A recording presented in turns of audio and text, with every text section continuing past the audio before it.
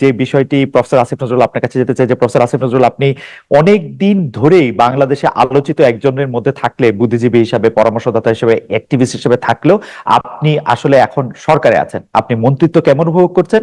কেউ কেউ বলছেন যে আপনি আসলে আর আগের মতো সরব নাই, আপনাকে অনেক জায়গায় পাওয়া যাচ্ছে না, আপনার সেই প্রতিবাদী কণ্ঠস্বর অনেকে মিস করছেন। সেটা কি আপনি সরকারে আছেন সেই জন্যই, নাকি আপনার অন্য কোনো জায়গাও আছে যে জায়গা থেকে আপনি এটি জমা রাখছেন, পরে আমাদের সবার জন্য বলবেন? সবচেয়ে বড় কথা, মন্ত্রিত্ব কেমন উপভোগ করছেন আসিফ নজরুল আপনি? প্রথমে আপনাকে ধন্যবাদ জানাচ্ছি, আমার যারা শ্রোতা আছেন তাদের সবাইকে ধন্যবাদ জানাচ্ছি। আগে আপনি আমাকে বলেন, আমার প্রোগ্রাম কি এখন দেখা যাচ্ছে, লাইভ স্ট্রিমিং হচ্ছে? আমি আমি দেখতে পাচ্ছি লাইভ স্ট্রিমিং হচ্ছে, শুধু লাইভ স্ট্রিমিং হচ্ছেই না, এই মুহূর্তে জি আসিফ ভাই, আপনার প্রোগ্রাম শুধু এখন লাইভ স্ট্রিমিং হচ্ছেই না, অলরেডি আমাদের সাথে ৩,৫০০ দর্শক যুক্ত হয়েছেন। আমাদের সাথে নিশ্চয়ই আরো দর্শক যুক্ত হবেন। আমি দর্শকদের কাছে একটু ক্ষমা চেয়ে নিচ্ছি, প্রথমে আসলে আমরা লাইভ স্ট্রিমিং এটা করতে একটু দেরি হলো, সেজন্য প্রফেসর আসিফ নজরুল একটু বলবেন আপনি মন্ত্রিত্ব কেমন উপভোগ করছেন?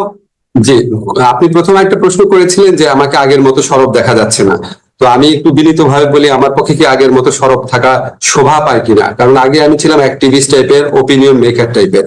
এখন আমি সরকারে, আগে যে একটা ফ্যাসিস্ট সরকার ছিল, যে সরকার জনগণের ভোটে নির্বাচিত ছিল না, তারা যা ইচ্ছা করছিল দেশে, আমরা সেটা সবসময় প্রতিবাদ করতাম। অনেকে প্রতিবাদ করতেন, বিদেশ থেকে অনেকে করতেন, দেশ থেকে করতেন, সবসময় আমি এটা প্রতিবাদ করতাম। সেই জন্য আমাকে প্রচুর মূল্য দিতে হয়েছে জীবনে। কিন্তু তখনকার যে সরকার, সেই সরকার কি এখন দেশে আছে? এখন তো সরকার পরিবর্তন হয়েছে, এখন পরিবর্তিত একটা পরিস্থিতি এসেছে। আরেকটা হচ্ছে, আগে আমার যে রোলটা ছিল, আমি তো সরকারে ছিলাম না, আমি এখন সরকারে। এখন আমি যদি সরকারের কোনো কাজের সমালোচনা করি, তাহলে এটা তো খুব শোভা পায় না, মানুষ বলবে যে তুমি নিজেই তো সরকারে আছো। থার্ড জিনিস হচ্ছে, আমি তো একটা গোপনীয়তার শপথ নিয়েছি। তো গোপনীয়তার শপথ নিলে আমি অনেক কিছু তো প্রকাশও করতে পারবো না, এটা তো খুব অশোভন হবে এবং আমার শর্ত ভঙ্গ হবে। আমি তো জীবনে কোনোদিন কোনো গোপনীয়তার শপথ নিয়ে তো আমি কোনো দায়িত্ব পালন করি নাই। ফলে আমার জন্য তো এটা সম্পূর্ণ নতুন অভিজ্ঞতা, আমার সবসময় মাথায় রাখতে হয় অনেক কিছু, আমাকে ইনফরমেশন যেটা সরকারের সুষ্ঠু পরিচালনার স্বার্থে আমি সেটা প্রকাশ করতে পারি না। এই সমস্ত কিছু মিলিয়ে আমাকে মানে কিছুটা আপনার নিজের ভিতর অবরুদ্ধ অবস্থায় থাকতে হয়। এটা খুব বেশি এনজয় করি সেটা না, আমার চরিত্রের সাথে এটা যায় না। আমার মাঝে মাঝে খুব কষ্ট লাগে, অনেক কিছু বলতে ইচ্ছা করে, বলতে পারি না। আর উপভোগ যদি বলেন, মন্ত্রিত্ব আসলে উপভোগের জিনিস না। আমি জানি না পলিটিক্যাল মন্ত্রীরা কেমন হয় জীবন উপভোগ করতেন। আমার কাছে মনে হয় যে আমার যে একটা মুক্ত স্বাধীন জীবন ছিল, পৃথিবীতে আমার সবচেয়ে প্রিয় শব্দ হচ্ছে স্বাধীনতা। আমি অনেক বিপদের মধ্যে আমি স্বাধীনভাবে কথা বলার চেষ্টা করতাম, আমি স্বাধীনভাবে চলাফেরা করতাম। আমাকে অনেকে অনেক ভয় দেখাতো, তারপর আমি গভীর রাতে আমি ঢাকা ইউনিভার্সিটি ক্লাব থেকে টেনিস খেলে একা ফিরতাম, মনে হতো যা হওয়ার হবে। তারপরে আমি রিক্সা চড়তাম আমার ওয়াইফের সাথে, আমি অনেক সময় স্ট্র্যাটেজিতে আপনারা দেখতেন যে আমি কফি শপে যাচ্ছি। এখন আমাকে অনেক কিছু বিবেচনা করে চলতে হয়, আমাকে অনেক অনেক বেশি কাজ করতে হয়, অনেক বেশি। এবং খালেদ, সবচেয়ে অসহনীয় যেটা, এমনও হয় যে ধরেন আমি হয়তো 4-5 ঘন্টা জাস্ট একটা চেয়ারে বসে কাজ করছি, বা 3 ঘন্টা কন্টিনিউয়াস মানুষের কথা শুনছি। আমার জীবনে এগুলি খুব নতুন অভিজ্ঞতা এবং একদমই আনন্দদায়ক না। তবে একটা আনন্দই শুধু আছে, যখন কিছু করতে পারি, একটা মানুষেরও যদি উপকার করতে পারি, একটা ভালো সিদ্ধান্ত যদি নিতে পারি, তখন ভালো লাগে। এই আনন্দর সাথে কোনো কিছু তুলনা হয় না। এখন দায়িত্ববোধটা অনেক বেশি, স্বাধীনতা কম, উপভোগ কম। প্রফেসর আসিফ নজরুলের কথা এইবার আবার একটু দর্শকদের বলি যে আমি প্রফেসর আসিফ নজরুলকে 2-3 দিন 4-5 দিন, মানে বিশেষ করে গত 4-5 দিন ধরে অনেক চেষ্টা করেছিলাম যে একটি এক্সক্লুসিভ ইন্টারভিউ পাওয়ার জন্য। তিনি তার ব্যস্ততার জন্য সময় দিতে পারছিলেন না। পরে যখন তিনি রাজি হলেন, আমি কিন্তু তাকে বলেছি যে আমার হয়তো কিছু প্রশ্ন হবে যেটা নট সো নাইস। আসিফ ভাই আমাকে বলেছেন যে আমি যে কোনো ধরনের প্রশ্ন যে কোনো ভাবে করতে পারি, এমনকি তিনি আমাকে বলেছেন যে আমি চাইলে এটাও লিখতে পারি যাতে দর্শকরা এটাতে অংশগ্রহণ করতে পারে, যে অপ্রীতিকর প্রশ্ন তাকে করা যাবে। আসিফ ভাই, সেই জন্য আপনাকে আলাদা করে আবারও ধন্যবাদ দেই। তো সবচেয়ে অপ্রীতিকর প্রশ্ন যেটি এই মুহূর্তে আপনাদের দর্শকরা সবচেয়ে বেশি করতে চাচ্ছেন, সেটি হচ্ছে যে 500 টন ইলিশ যখন রপ্তানি হয়েছিল ভারতে, তখন আপনি বলেছিলেন যে কেন এই ইলিশ রপ্তানি করা হবে। এইবার দেখা যাচ্ছে আপনাদের সরকার 3000 টন ইলিশ রপ্তানি করছে, এর কারণ যদি আমাদের বলেন। আরেকটা বিষয় বলে রাখি, প্রফেসর আসিফ নজরুল আপনি আসবেন শুনে অনেকে আমাদেরকে প্রশ্ন পাঠিয়েছেন, সুতরাং আমাদের অনেক প্রশ্ন আছে। আপনি যদি একটু সবগুলি বিষয়ে যদি আপনি একটু সংক্ষিপ্ত আকারে একটু বলেন যে আপনারা 3000 টন ইলিশ রপ্তানি করছেন, এটি কেন? আমি প্রথমে আপনাকে বলি, আমি ইলিশ রপ্তানির যে স্ট্যাটাসটা দিয়েছিলাম তখন আমি উপদেষ্টা ছিলাম না। আর 3000 টনের ব্যাপারটা আমি আপনাকে একটু ক্ল্যারিফাই করি। সেটা হচ্ছে, আমাদের এই গত বছর, আমি একদম পরিসংখ্যান নিয়ে এসেছি যাতে কোনো মিসআন্ডারস্ট্যান্ডিং না হয়, গত বছর 3950 টন ইলিশ রফতানির সর্বোচ্চ অনুমোদন দেওয়া হয়েছিল। প্রকৃত রফতানি হয়েছিল 802 টন। এই বছর তার চেয়ে কম ইলিশ রফতানির অনুমোদন দেওয়া হয়েছে 3000 টন। অ্যাকচুয়াল রপ্তানি কত হবে সেটা আপনি at the end of the day দেখেন। কাজে আপনি যদি পরিসংখ্যানে তুলনা করেন তাহলে 3950 টনের সাথে 3000 টনের তুলনা করতে হবে। আর 500 টন আমি যে স্ট্যাটাসটা দিয়েছিলাম এটা দ্বিতীয় ফেজে 500 টন রপ্তানি করার কথা বলা হয়েছিল, কিন্তু গত বছর আসলে প্রকৃত রপ্তানি হয়েছিল 802 টন। এটা পত্র পত্রিকায় প্রকাশিত রিপোর্ট, আপনার প্রথম আলোর রিপোর্ট, আপনার পরীক্ষা করে দেখতে পারেন। এখন আপনার যখন আমি ইলিশ মাছের ইয়েটা দিয়েছিলাম, আমি ওখানে কি বলেছিলাম ভালো করে খেয়াল করেন। 500 টন ইলিশ কেন পাঠানো হচ্ছে? ভারতকে খুশি করার জন্য, যারা আমাদেরকে পানি দেয় না, যারা আমাদেরকে সীমান্তে হত্যা করে, যারা আমাদের সাথে আপনার অবমাননাকর মন্তব্য করে, এরকম। তো আমার কনটেক্সটটা ছিল, আপনি যদি ভালো মতো মেসেজটা দেখেন, আপনি যদি ভারতের সাথে মর্যাদাপূর্ণ সম্পর্ক থাকে, বন্ধুত্বপূর্ণ সম্পর্ক থাকে, ওই বন্ধুত্বপূর্ণ সম্পর্কের আলোকে, ভারসাম্যমূলক সম্পর্কের আলোকে আপনি ইলিশ রফতানি করেন না কি করেন সেটা নিয়ে মানুষের অত মাথা ব্যথা থাকতো না। আপনি এমন একটা দেশ, তখন প্রতিটা নিয়ত ভারতের যে সমস্ত পদক্ষেপে সরকারের নতজানুমূলক দৃষ্টিভঙ্গি ছিল, সীমান্তে মানুষ মারা যাচ্ছে, আর বাংলাদেশ সরকারের সাফল্য ছিল যে ওই লাশটা নিয়ে আসছে, সেটা তাদের সাফল্য। মানুষ মারা যাচ্ছে সেটাকে সরকার সমর্থন করতো, তৎকালীন শেখ হাসিনা সরকার বলতো আমাদের লোকরা অপরাধ করে যায় দেখা মারা যায়, আমরা পানি পাচ্ছি না সেটার কোনো প্রতিবাদ করতো না ঠিক মতো, অথচ আমাদের পানি ফেনী নদীর পানি দিয়ে দিচ্ছে, আমাদের এখানে ভিতর দিয়ে ট্রানজিট নিয়ে যাচ্ছে, আমি নেপাল আর ভুটানের সাথে সামান্য ট্রানজিট পাচ্ছি না। দিনের পর দিন ভারতের যারা শাসক আছে আমাদের দেশ সম্পর্কে অত্যন্ত অবমাননাকর অপমানজনক উক্তি করতো, আমাদের মন বিষিয়ে থাকতো সব সময়। তো আমার কনটেক্সটটা ছিল এইরকম একটা কান্ট্রিকে সারাক্ষণ আমাদের দেশের প্রধানমন্ত্রী বলতে থাকতে, আপনার খেয়াল আছে নিশ্চয়ই, তৎকালীন প্রধানমন্ত্রী, যে ভারতকে যা দিয়েছি কখনো ভারত সেটা ভুলতে পারবে না। তখন আমাদের মনে প্রশ্ন আসতো, এটা কি আপনার পৈতৃক সম্পত্তি নাকি, আপনি যা ইচ্ছা দিবেন? কাজে তখন মনে তো অপ্রকাশ্য অনেক জিনিসও আছে। তো ওই কনটেক্সটে আমি বলতাম যে আপনি এমন একটা দেশকে এই জিনিসগুলা দিচ্ছেন, যে দেশ আমার বর্ডারে এটা মানে প্রতিবাদ করেন না, পানি চান না, এই চান না, ইত্যাদি। সেই ক্ষোভ থেকে তখন অনেক কিছু বলেছি। আমি একটু ক্লারিফাই করি, এখন তার সেই সরকারটা নাই। এখন কি আমার সরকার বর্ডারে যখন হত্যা হয় প্রতিবাদ করে না, কঠোরভাবে প্রতিবাদ করে? তাদের অমিত শাহ একটা বক্তব্য দিয়েছে, আপনি আমাদের বক্তব্য দেখেন কত কড়াভাবে বলা হচ্ছে, অত্যন্ত আপত্তিকর বন্ধুত্বমূলক সম্পর্কে গিয়ে তীব্র প্রতিবাদ জানিয়েছে। আমাদের যিনি চিফ প্রধান উপদেষ্টা আছেন উনি ভারত সম্পর্কে কিভাবে কথা বলেন, আমি আমার প্রথম আলো ইন্টারভিউতে ভারত সম্পর্কে কিভাবে কথা বলেছি। এবং এখনকার কনটেক্সটে আপনি যদি বলেন, আমি একটু ক্লিয়ার করি আপনাকে, এই 500 টন ইলিশ রপ্তানি প্রক্রিয়া আমি যদি ছিলাম না, এটা হচ্ছে কনসার্ন মিনিস্ট্রির সাথে আলাপ করে বা কনসার্ন মিনিস্ট্রির সাথে কথা বলে করা হয়েছে। তারপরে যখন আমার নিজের কাছে মনে হচ্ছে কেন দেওয়া হচ্ছে, আপনি কি যুক্তিগুলো শুনতে চান? এইটার পিছনে যে কি কি কথা আমি শুনেছি, আমি নিজে ইনভেস্টিগেট করে। আমার মনে হয় যে সেই যুক্তিগুলি আমরা নিশ্চয়ই শুনবো। আমি মাঝখানে একটু কথা বলে নিই, এবং অনেকগুলি বিষয় নিয়ে যেটা আমাদের কথা বলতে হবে। প্রফেসর আসিফ নজরুল, এটি একদম পরিষ্কার যে গত সরকারের সময় গত সরকার ভারতের প্রতি একটি নতজানু ভূমিকা দেখিয়েছিল। সারাক্ষণই তারা মানে যাই হোক, ভারতের কথা যদি এরকম ভাবে বলাও যায়, ভারতের কথা উঠতো এবং বসতো, এরকম একটা পরিস্থিতিও তারা সৃষ্টি করেছিল। কিন্তু ভারত কিন্তু এই সরকার চেঞ্জ হওয়ার সাথে সাথে চেঞ্জ হয় নাই, আপনারা চেঞ্জ হয়েছেন, ভারত ভারতের আগের মতোই আছে। তার মানে আপনারা কিছু কড়া কথা বলছেন, ইলিশও দিচ্ছেন। গত সরকার কড়া কথা বলতো না, ইলিশ দিত, আপনারা কড়া কথা বলছেন, ইলিশ দিতেন। এটা কি একটা সিম্বলিক যে আপনারা ভারতের সাথে একই রকম সম্পর্ক রাখবেন, শুধু কিছু কড়া কথা মাঝখানে বলবেন? ব্যাপারটা কি এরকম? নো নো, আমি যতটুকু বুঝতে পেরেছি, আমি যখন এই ব্যাপারটা ইনভেস্টিগেট করেছি তখন কতগুলা কথা বলা হয়েছে, এগুলো কিন্তু আমার কথা না, আমি মানে রপ্তানির পেছনে কথাগুলো শুনতে চেয়েছি। তখন একটা কথা বলা হয়েছে যে আমি যেটা যেটা ইনভেস্টিগেট করে বা জিজ্ঞেস করে জেনেছি, সেটা হচ্ছে আমাদের ছাত্র জনতার যে বিপ্লব হয়েছিল, এই বিপ্লবে পশ্চিমবঙ্গের মানুষের সমর্থন ছিল, তারা আমাদের ওখানকার দূতাবাসের সামনে কর্মসূচি পালন করেছে।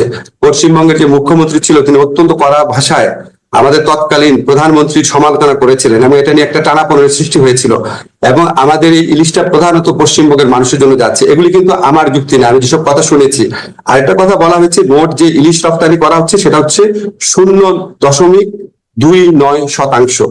এগুলি অন্য পক্ষের কথা। এবং সবচেয়ে বড় যে কথাটা বলা হয়েছে, ভারতের সাথে আমরা সম্পর্ক মানে রিঅ্যালাইনমেন্ট করতে যাচ্ছি, আমরা একটা ভারসাম্যমূলক সম্পর্ক প্রতিষ্ঠা করার দিকে যাচ্ছি। সেখানে আমাদের জন্য অত্যন্ত জরুরি বিষয় হচ্ছে আদানির বিদ্যুৎ কেন্দ্র, রামপাল কেন্দ্র, আমার বর্ডার কিলিং। সেখানে আমি একটা অপেক্ষাকৃত লঘু বিষয়ে আমি তাকে একটা মেসেজ দিতে চাই না যে আমি তোমার সাথে খুব হোস্টাইল। আমি ওই ভারসাম্যমূলক সম্পর্কের সৃষ্টি করার প্রয়াস হিসাবে আমি এই পশ্চিমবঙ্গের মানুষের ইলিশের যে ইয়েটা আছে, এই ছোট একটা জিনিস নিয়ে আমি তাকে আঘাত করতে চাই না। ছোট জিনিস আমি আপনাকে বলা আমার ইনভেস্টিগেশনের বক্তব্য, আমার মনে হয় যে প্রফেসর আসিফ নজরুল আপনি ঠিকই বলেছেন। আমরা জানি যে বাংলাদেশের একজন কবি, লেখক, চিন্তক ব্রাত্য রায় এই কথা বলেছেনও, যেহেতু মমতা ব্যানার্জি এখন তার দেশে বা তার প্রদেশে একটি ধর্ষণ কাণ্ড নিয়ে খুবই বিপজ্জনক অবস্থায় আছেন, তাকে আসলে সেভ করার জন্য আপনারা ইলিশ মাছ দিচ্ছেন এবং তাতে মোদী সরকার একটু বিরক্ত হবেন, বিব্রত হবেন, সেটাও আপনাদের লক্ষ্য, এটা অনেকে বলছেন। অর্থাৎ না না, আমি সেভাবে বলতে চাচ্ছি না, আমি শুধু শুনেছি যে পশ্চিমবঙ্গের মানুষ আমাদের আন্দোলনকে সাপোর্ট করেছে, পশ্চিমবঙ্গের মুখ্যমন্ত্রী অত্যন্ত শক্তভাবে নিন্দা করেছেন। এটা ইলিশ পাঠানো বন্ধ মানে পশ্চিমবঙ্গের মানুষের সাথে হস্টিলিটির মতো একটা, এটা আমি শুনেছি। আমরা পরের ইস্যুতে যাই। আমরা একটি জায়গায় আপনি বলেছিলেন, আমি আপনাকে উদ্ধৃত করছি, এটাই ভারত প্রসঙ্গ, যে আমরা পত্র পত্রিকায় পড়ি 26 লাখ ভারতীয় বাংলাদেশে চাকরি করে, বাংলাদেশের ছেলেরা চাকরি পায় না, রাস্তায় রাস্তায় ঘুরছে, আর ভারতের ছেলেরা চাকরি করছে। আপনি সরকারে আসার পরে এই বিষয়টি সম্পর্কে আপনার আপডেটেড মন্তব্য কি? ভারতীয় এখন কি করছেন? Thank you. এটা আমি প্রথমে আপনাকে বলে রাখি, এটা কিন্তু আমি উপদেষ্টা হওয়ার পর বলি নাই। অনেকে এটা কনফিউশন ছড়ানোর জন্য, এটা আপনি ক্লিয়ার আছেন, এটা আমি উপদেষ্টা হওয়ার পর বলি নাই। এটা উপদেষ্টা হওয়ার আগে ভারতের যে বাংলাদেশের প্রতি বর্বর কিছু নীতি, সেগুলি সমালোচনা করতে গিয়ে আমি একটা পর্যায়ে বলেছিলাম। এখন আপনাদের যেই আপত্তিগুলো আসছে, প্রথম প্রশ্ন হচ্ছে এখানে কি 26 লাখ আছে কিনা। তাহলে আমি আপনার দৃষ্টি আকর্ষণ করি, ফিনান্সিয়াল এক্সপ্রেসে 2009 সনে বলা হয়েছিল 5 লক্ষ ভারতীয় এখানে চাকরি করছে 2009 সনে। 2015 সনে ডেইলি স্টারের রিপোর্ট, 2015 আজকের থেকে 9 বছর আগে সিপিডি বলেছে রেমিটেন্স পাঠানোর দিক থেকে বাংলাদেশ হচ্ছে পঞ্চম। 2013 সনে $3.71 বিলিয়ন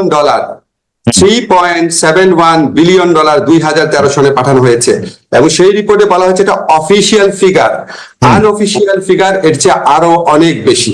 এখন আপনি বলেন, যদি এইরকম কোনো অ্যামাউন্ট থাকে যে আনঅফিসিয়াল ফিগার মিলে যদি এটা ধরেন ডাবলই ধরি আমি, তাহলে প্রায় $8 বিলিয়ন পাঠানো হয়। হ্যাঁ, এখন এই বিপুল পরিমাণ রেমিটেন্স যারা পাঠায় ভারতে যদি পাঠানো হয়, ওরা কি ভারতীয় না অন্য দেশের? তার মানে বিপুল পরিমাণ ভারতীয় এখানে আছে। আমি যে আপনাকে ফিগারটা বলেছি 26 লাখ, সেটা হচ্ছে কম হতে পারে, আবার বেশি হতে পারে, এক্সাক্ট চিত্র আমরা জানি না। কেন জানি না? আপনাকে আমি আরেকটু বলি আপনাকে কেন জানি না। আজকে দেখবেন সালমান এফ রহমানের সাথে এনএসআই চিফের একটা বক্তব্য ভাইরাল হয়েছে, আপনি ফেসবুকে খুঁজলেই পাবেন, টেলিফোন রেকর্ড তখনকার সময়। সেখানে উনি বলছেন যে বিভিন্ন সেক্টরে, বিশেষ করে সফটওয়্যার সেক্টরে অনেক লোকজন আসে যাদের জন্য ওয়ার্ক পারমিট দরকার হয় না, তারা কন্ট্রাকচুয়াল ওয়ার্কার হিসাবে আসে।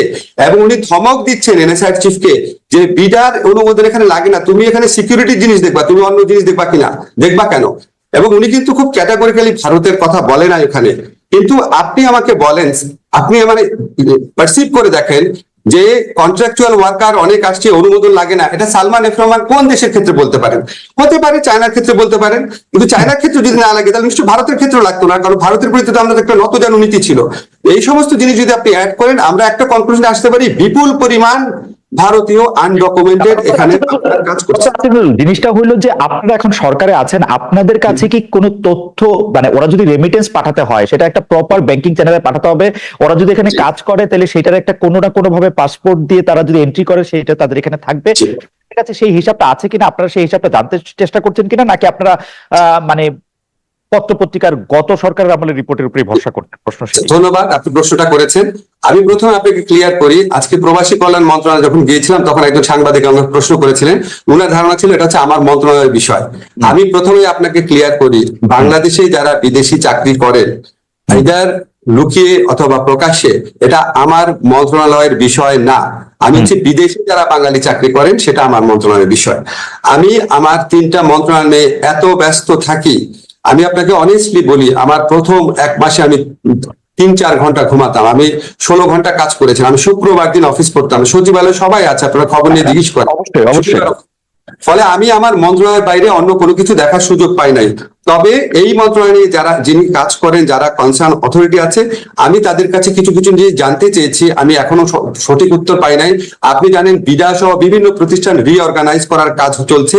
আমি আপনাকে এইটুকু অ্যাসিউরিটি দিতে পারি যে অন্য কোনো উদ্যোগ থাকতে পারে, কিন্তু আমার উদ্যোগ অবশ্যই থাকবে ভারতীয় শুধু না, এই দেশে যারা চাকরি করে তাদেরকে প্রপারলি চাকরি করতে হবে। যদি বাংলাদেশে স্কিল ওয়ার্কার থাকে, অন্য দেশ থেকে আপনি ওয়ার্কার আনতে পারবেন না।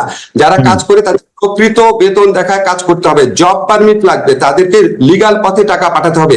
এইসব ব্যাপারে অবশ্যই আমি সোচ্চার হবো, এখনো সোচ্চার আছে। আপনার কাছে বলি, এখনো আমি সরকারের বিভিন্ন পর্যায়ে এসব কথা তুলেছি, কিন্তু আমি একদম ফর্মালি যখন উপদেষ্টা পরিষদে আলোচনা হবে অবশ্যই আমি জিনিসগুলো তুলবো। কিছু কিছু ব্যাপার আমি কোথায় প্রশ্ন করছি, কোথায় উত্তর জানতে চাচ্ছি, আমি আপনাকে সবকিছু এখন বলতে পারবো না, তবে এটা আমি আপনাকে কনফার্ম করি অবশ্যই এই ব্যাপারে আমার দৃষ্টি থাকবে। এই ব্যাপারে প্রফেসর আসিফ নজরুল, বর্তমানে যিনি পররাষ্ট্র উপদেষ্টা আছেন জনাব তৌহিদ হোসেন সাহেব কিন্তু আমাকেও বলেছিলেন একটি ইন্টারভিউতে বাংলাদেশে এই বিপুল সংখ্যক লোকের চাকরি করার কথা, বিপুল পরিমাণ রেমিটেন্স ভারতের পাঠানোর কথা। তো সেটা নিশ্চয়ই তিনি অবগত আছেন। 50 দিন একটা সময়, তিনি নিশ্চয়ই এই ব্যাপারটাও দেখবেন। আমরা এই অনুষ্ঠান যদি তিনি দেখে থাকেন আমাদের এই আহ্বান রেখে যাবো। তবে খালেদ, আমি একটা জিনিস বলি, এখানে যারা কন্ট্রাকচুয়াল চাকরি করেন, যারা প্রাইভেট সেক্টরে বিভিন্ন লোকজনকে নিয়ে আসেন, তারা তো নন ডকুমেন্টেড। সো প্রকৃত সংখ্যা আমি পাবো না। আমি আপনাকে আমার ব্যক্তিগত অভিজ্ঞতা থেকে বলি, আমার ব্যক্তিগতভাবে পরিচিত একটা প্রতিষ্ঠানে যখন আমি দেখলাম অনেক ফরেনার চাকরি করে, মানে ভারতীয় চাকরি করে, স্পেসিফিক্যালি বলি অনেক না, 7-8 জন ভারতীয় চাকরি করছে। তা আমি ওনাকে জিজ্ঞেস করলাম, উনি আমার খুব ঘনিষ্ঠ, যে আপনি কেন দিচ্ছেন চাকরি? বলে শেখ হাসিনার গভর্নমেন্টের আমলের কথা, বলে উনাদেরকে চাকরি টাকরি না দিলে সরকার ভাবে আমরা অন্য পক্ষের লোক। এইরকম একটা সিচুয়েশন দেশে বিরাজ করতো। এখন আপনার এই সরকার পরিবর্তনের পর নিশ্চয়ই ওই লোকগুলাকে আর কাজে রাখা হবে না, বুঝতে পারছেন? হয়তো ওই প্রয়োজনীয়তা নাই। ফলে আপনি অ্যাকচুয়াল নাম্বার পাবেন কিনা আদৌ সেটাও সন্দেহ আছে, কাছাকাছি নাম্বার পাবেন। আমরা সেই হিসাবটি দেখতে চাই। কয়েকটি দ্রুত কতগুলি প্রশ্ন করতে হবে। যে শেখ হাসিনা পতনের পর আমরা সংখ্যালঘু নিপীড়ন, ভাস্কর্য ভাঙা, মাদার ভাঙা, যৌনকর্মী ও হিজড়াদের উপর আক্রমণ, নারীদের প্রতি আক্রমণ, অভিযুক্ত জঙ্গি সংগঠনের নেতাদের জামিন, শীর্ষ সন্ত্রাসীদের জামিন, হিজবুত তাহরীরের প্রকাশ্য তৎপরতা, এগুলি কি আসলে অন্তর্বর্তী সরকারের অবস্থানের প্রতিফলন? আপনার কাছে কি মনে হয়, নাকি সরকারের ভেতরে বা বাইরে অন্য কোনো কিছু তৎপর? যেমন প্রফেসর সলিমুল্লাহ খান বলছেন যে এখানে সরকার আসলে কোনটা বা সরকার আসলে কয়টা, আর এই ব্যাপারে আপনি আসলে কি বলবেন? মানে আমি অনেকগুলি কথা বলেছি, আপনি চাইলে আমি এটা আবার বলতে পারি, কিন্তু আমার নিশ্চয় মনে থাকবে সংখ্যালঘু নিপীড়ন, ঠিক আছে, মাদার ভাঙা, যৌনকর্মী, হিজড়াদের আক্রমণ। ঠিক আছে, ঠিক আছে। আপনি যে সমস্ত ঘটনা বলেছেন এগুলি সবই অত্যন্ত দুঃখজনক, এবং আমরা বিভিন্ন সময় আমাদের বিভিন্ন উপদেষ্টারা এসবের বিপক্ষে কড়া বক্তব্য রেখেছে, সরকারের পক্ষ থেকে বক্তব্য রেখা হয়েছে। তবে খালেদ, আপনাকে আমি একটু বিনয়ের সাথে একটা কথা বলি, যখন আমি আপনার টক শো করতাম, যখন আমি এই সরকারে আসার আগে কথা বলতাম, আমি কিন্তু নিজে বলতাম যে সরকার এত নিপীড়ন চালাচ্ছে, এই সরকার পতনের পর অনেক ভয়াবহ ঘটনা ঘটতে পারে, সরকারকে ওয়ার্ন করার চেষ্টা করতাম। আপনার নিশ্চয়ই মনে আছে যে ফ্যাসিস্ট আওয়ামী লীগ সরকারের যারা মন্ত্রী তারাও বলতো আমরা ক্ষমতায় না থাকলে ঘরে ঘরে ঢুকে ঢুকে আমাদেরকে মেরে ফেলা হবে, এরকম কথা বলা হতো না খালে?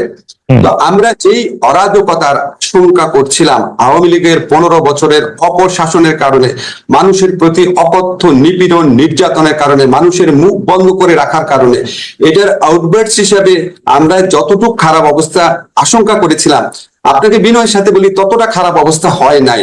খারাপ অনেক কিছু ঘটেছে, ততটা খারাপ কিছু হয় নাই। তারপরও যেগুলি খারাপ কিছু ঘটেছে সেখানে আমাদের সরকারের কিছু ক্ষেত্রে ব্যর্থতা থাকতে পারে, অবশ্যই আমরা ব্যর্থতা থেকে শেখার চেষ্টা করছি। আপনাকে একটা এক্সাম্পল বলি, আদালত প্রাঙ্গণে যখন হামলার ঘটনা ঘটলো, তখন এটা তো আসলে দেখার কথা হচ্ছে ধরেন স্বরাষ্ট্র মন্ত্রণালয়, কিন্তু আমাদের এখানে অনেকে মনে করি কি, যেহেতু আমি আইনমন্ত্রী, তো আইন শৃঙ্খলা পরিস্থিতি হচ্ছে আমার এটা আমার না রে ভাই। তারপরও আমরা একসাথে কোঅর্ডিনেটেড ওয়েতে কাজ করি, সব ব্যর্থতার ক্ষেত্রে যৌথ দায়িত্বের অংশ হিসেবে আমারও দায়িত্ব আছে, কিন্তু আলাদাভাবে এককভাবে এটা আমার মন্ত্রণালয় দেখার বিষয় না। তখন আমি স্বরাষ্ট্রমন্ত্রীর সাথে কথা বলে আমরা অনেক ইনোভেটিভ টেকনিক বের করা শুরু করলাম যে কি করব, মানুষ এত ক্ষুব্ধ। আমি যখন জিজ্ঞেস করলাম স্বরাষ্ট্র মন্ত্রণালয়কে যে মানুষ যেভাবে মারতে আসছে আপনারা ঠেকান না কেন? পুলিশ বলে পুলিশ ঠেকাতে গিয়েছিল, তখন তো পুলিশের মরাল কারেজ ছিল না, যারা মারতে এসছে তারা পুলিশকে অকথ্য গালাগালি করে বলছে তোরা শেখ হাসিনা পুলিশ না, মাইরা তোদেরকে ঝুলায় রাখবো, আমাদের ধাক্কা দিস। মানে পুলিশের তো তখন মরালিটি নাই। কিছুদিন আগে পুলিশের বাহিনীর সদস্যরা হাজার হাজার ছাত্র জনতাকে হত্যা করেছে, সেই পুলিশ কি ওই মরাল কারেজটা থাকে? তখন আমরা বিভিন্ন পদ্ধতি বের করা শুরু করলাম। আমি বললাম আচ্ছা ঠিক আছে, আমাদের যারা বিচারকরা আছে ওনাদেরকে রিকোয়েস্ট করলাম যে আপনারা তো যে কোনো সময় ইচ্ছা করলে শুনানি করতে পারেন, তাহলে সকাল 7টায় শুনানি করেন। মানুষ তো সকাল 7টায় জড়ো হবে না। আপনি দেখবেন আনিসুল হক সাহেব এবং সালমান এফ রহমান ওনাদের পরে শুনানিটা সকাল 7টায় হয়েছিল, কেউ ওনাদেরকে মারে নাই। এরকম আমরা বিভিন্ন রকম ভাবে অ্যাড্রেস করার চেষ্টা করি, সব আপনাকে বলতে পারবো না। প্রতিনিয়ত সেটা নিয়ে আমরা ভাবি, আমরা উপদেষ্টা পরিষদ সদস্যরা বসে সবাই চেষ্টা করে। কিছু জিনিস আমরা করতে পারি না, কারণ আপনি বিপ্লব পরবর্তী সময় মানুষের অনেক অন্য ধরনের এক্সপেকটেশন থাকে, এত বছরের রাগের আউটবার্টস থাকে। সলিমুল্লাহ ভাই যেটা বলেছে যে বিভিন্ন ধরনের সরকার, ওটা বলতে পারে। আমরা তো একটা পলিটিক্যাল পার্টির গভর্নমেন্ট না। পলিটিক্যাল পার্টির গভর্নমেন্ট হয় কি, তারা অনেকদিন একসাথে কাজ করে, তাদের মধ্যে কোঅর্ডিনেশন থাকে, তাদের একটা দক্ষ কর্মী বাহিনী থাকে। আমরা তো কেউ কারোর সাথে আগে কাজ করি নাই, আমরা সবাই একসাথে নতুন করে আসছি। আমাদের এটি আমার মনে হয় যে এই বক্তব্য পরিষ্কার। শুধু বাংলাদেশের সংখ্যালঘু সামনে তাদের বড় পূজা আসছে, তাদের সবচেয়ে বড় ধর্মীয় উৎসব। তাদের মধ্যে থেকে কেউ কেউ জানতে চাইছেন যে এই 4 দিন তারা নিশ্চিন্তে পূজা করতে পারবেন কিনা, এক বাক্যে আপনি এটা কোনো কিছু বলবেন কিনা। আমরা পরবর্তী প্রশ্নে এটা যাবো। এটা আপনার কাছে একটি প্রশ্ন ছিল। এখন পর্যন্ত যতগুলা ধর্মীয় অনুষ্ঠান হয়েছে, ধরেন জন্মাষ্টমীর অনুষ্ঠান হয়েছে, সেটা তো ভালোভাবে হয়েছে। আমরা অবশ্যই সর্বাত্মক চেষ্টা করব। কারণ একটা জিনিস কি জানেন, যে বাংলাদেশে শুধু যে আপনার মানে সাম্প্রদায়িক দৃষ্টিভঙ্গি থেকে সাম্প্রদায়িক ঘটনা ঘটে সেটা না, অনেক ধরনের কারণে করা হয়। কিছু কিছু ক্ষেত্রে স্যাবোটাজ করা হয়, কিছু কিছু ক্ষেত্রে আমি জন্মাষ্টমীর অনুষ্ঠানে যখন আমাদের হিন্দু সমাজের ভাই বোনরা ছিলেন, সেখানে আমি বলেছিলাম দেখেন কিছু কিছু ঘটনা আছে, ধরেন বিগত ফ্যাসিস্ট গভর্নমেন্টে যদি কোনো হিন্দু মাস্তান থাকে তাদের দলে, সে যদি অত্যাচার করে থাকে, মানুষ রিভেঞ্জ হিসাবে তাকে মারার চেষ্টা করলো বা করলো, এটা তো সাম্প্রদায়িক দৃষ্টিকোণ থেকে করে নাই, এটা করেছে পলিটিক্যাল এনিমি হিসাবে। খারাপ, এটাও খারাপ খুব। তো আমরা যেন সাম্প্রদায়িক ঘটনার সাথে অন্যান্য ঘটনাগুলোকে পৃথক করার চেষ্টা করি। এটা আমি ওনাদেরকে বলেছি, আমার খুব ভালো লেগেছে, ওনারা এটাকে একসেপ্ট করেছেন, আমার সাথে এটা নিয়ে কোনো আর্গু করেন না। ওরা বলেছে এরকম হতে পারে। আরেকটা ব্যাপার হচ্ছে কি, ধরেন এটা আমরা সবসময় মনে রাখি, ধরেন আমাদের এখানে যদি সাম্প্রদায়িক ঘটনা ঘটে, ভারত সাথে সাথে প্রচন্ড আপনার এটা নিয়ে ইন্টারন্যাশনাল একটা নয়েজ তুলে ফেলে। তো আমার মাঝে মাঝে মনে হয় যে আমি যদি মানে পররাষ্ট্র মন্ত্রণালয়ে থাকতাম, তো ভারতে যে মুসলিম নির্যাতনের ঘটনা ঘটে, আমি ওখান থেকে বলার চেষ্টা করতাম যে আমরা খুবই উদ্বিগ্ন যে ভারতে মুসলিম নির্যাতনের ঘটনা ঘটছে কেন। তা আমার এই ভারতীয়দের নীতি নির্ধারকদের সাথে কখনো বৈঠক হলে আপনাকে একটা জিনিস বলি, আমার সাথে অনেক দেশের দূতাবাসের লোকজন দেখা করেছে, ভারতীয় দূতাবাসের লোকজন দেখা করে নাই। আমার খুব ইচ্ছা আছে উনি দেখা করলে আমি ওনাকে বলবো যে ভাই, আপনি যে আমাদের এখানে সংখ্যালঘুরা নির্যাতিত হলে উদ্বেগ জানার খুবই জাস্টিফাইড, তাহলে একই ভাবে আপনার এখানে যে মুসলমানরা নির্যাতিত হয়, আমরা কি আপনাদের এখানে উদ্বেগ জানাতে পারবো? এটাই তো প্রশ্ন। আসিফ ভাই, সেটা তো হচ্ছে যে মানে আপনি একটি দৃষ্টান্ত বা একটি উদাহরণের বদলে আরেকটি দৃষ্টান্ত বা উদাহরণ খাড়া করলেন, কিন্তু আমাদের যারা নির্যাতিত থাকলো তাদের তো আর সেটাতে আসলে, বা পশ্চিমবঙ্গে বা ভারতে যদি আমি বলি, ভারতে যে মুসলমানরা নির্যাতিত হচ্ছে তার জন্য তো আর এটা আসলে কোনো ভালো ফিলিং না যে বাংলাদেশে না না, প্রশ্ন আসে না। আমি মানে আমরা তো ওইরকম দেখতে চাই না। আমি শুধু ভারতের উদ্বেগের প্রসঙ্গে এটা বললাম। আপনাকে একটা যে বলি, সংখ্যালঘু নির্যাতন, সংখ্যাগুরু নির্যাতন, গরিবের নির্যাতন, নারীদের নির্যাতন, শিশুদের নির্যাতন, যে কোনো নির্যাতন বিরুদ্ধে আমাদেরকে অবস্থান নিতে হবে। এখানে মানুষ যে এই পরিচয়টাই মুখ্য হওয়া উচিত। আজকে আপনি যে সমস্ত ঘটনা ঘটেছে বাংলাদেশে, এই যে ধরেন হলের মধ্যে পিটিয়ে মেরে ফেললো বা এই ধরনের ঘটনা, এটা কি সংখ্যালঘু হিসেবে মেরেছে? তারপরে আপনি যে মাজার ভাঙার কথা বললেন, ওটা কি সংখ্যালঘুরা আক্রান্ত হয়েছে? ওটা কি সংখ্যালঘু? মাজারে যারা কি সংখ্যালঘু? তো যত ধরনের নির্যাতন আছে সবকিছুকে আমাদের নিন্দা জানাতে হবে, সবকিছুর বিরুদ্ধে আমাদেরকে রুখে দাঁড়াতে হবে। আসিফ ভাই, আসলে সময় পেরিয়ে যাচ্ছে, আপনার কথা শুনতেই শুধু ইচ্ছা করে, কিন্তু অনেকগুলি বিষয় রয়েছে। আমি একবারে বলে ফেলি, আমার সংবিধান, আপনাদের পরবর্তী কার্যক্রম, ভবিষ্যৎ এবং অন্যান্য অনেক বিষয় নিয়ে অনেক প্রশ্ন রয়েছে। আমি শুধু এটি এই মুহূর্তে বলি, যার মৃত্যুতে শেখ হাসিনার গদি নড়ে গিয়েছে, সেই আবু সাইদের মৃত্যু বুলেট মাথায় আঘাতে ত্বরান্বিত হয়েছে, এমন ময়নাতদন্ত প্রতিবেদনের তথ্য এখন আলোচনায়। এটা নিয়ে কি বলবেন আমাদের যদি সংক্ষেপে একটু বলেন। আপনি কি ময়নাতদন্ত রিপোর্টটা পেয়েছেন খালেদ?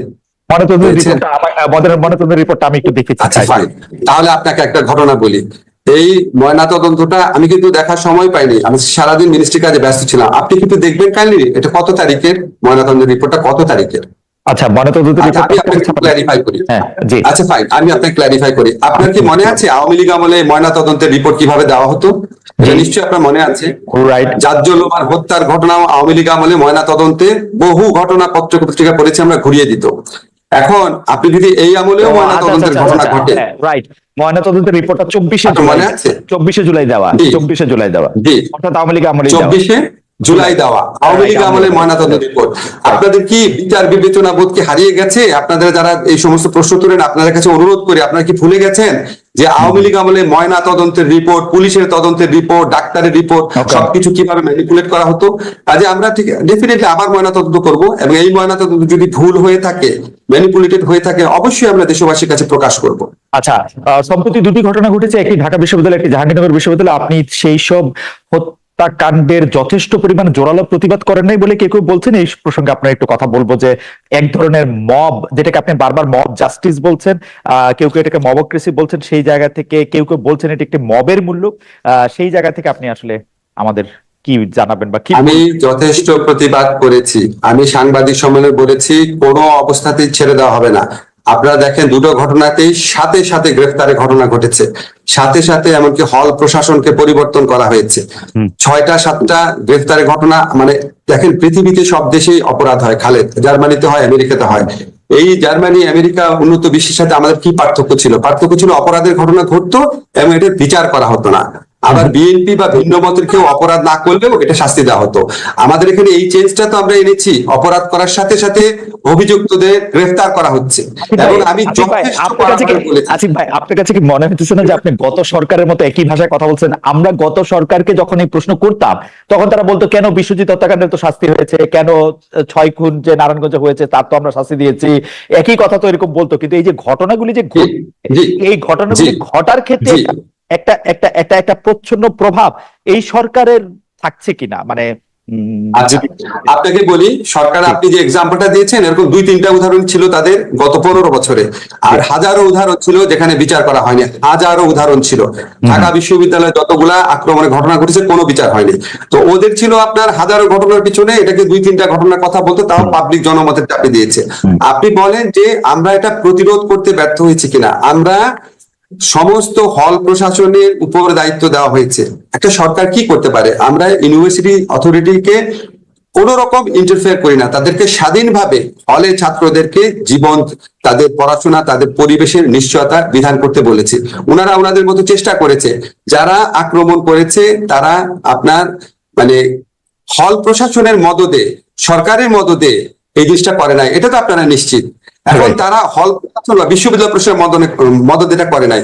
এবং এরপরে আমরা কারেক্টিভ মেজার্স কি কি নিচ্ছি সেটা দেখেন। অবশ্যই আমাদের অনেক ক্ষেত্রে ব্যর্থতা থাকবে, কিন্তু আমরা কি ব্যর্থতা থেকে শেখার চেষ্টা করছি কিনা এবং ব্যর্থতার সাথে আমাদের সরাসরি যোগ আছে কিনা সেটা দেখবেন। আগে বিশ্ববিদ্যালয়ে একটা ঘটনা করলে সবাই বলতো আওয়ামী লীগের আশকরা এটা করেছে। আপনি কি এই 2টা ঘটনাতে একবারও শুনেছেন যে অন্তর্বর্তীকালীন সরকারের এই সদস্য এটার সাথে জড়িত ছেলে হয়েছে? এটাই তো একটা পার্থক্য। তারপর আরো এই সমস্ত ঘটনার পর কোনো মেজারই যথেষ্ট মনে হবে না মানুষের কাছে। আমরা এটা সম্পর্কে সচেতন আছি, আমরা আমাদের মতো চেষ্টা করব, যতটুকু সম্ভব চেষ্টা করব। আপনার কাছে আমি আবারও বলে যাই, সারা জীবন আমি একটা কথা বলতাম, আমরা নিশ্চয়ই মনে আছে যে শিবির সন্দেহে কেন মারা হচ্ছে, এটা তো কোনো আইনে নাই।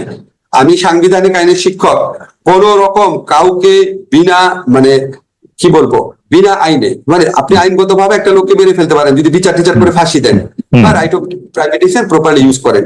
বেআইনি ভাবে কাউকে আঘাত করা, কাউকে মারা, এই মবক্রেসি করা, এগুলি গুরুতর ফৌজদারি অপরাধ।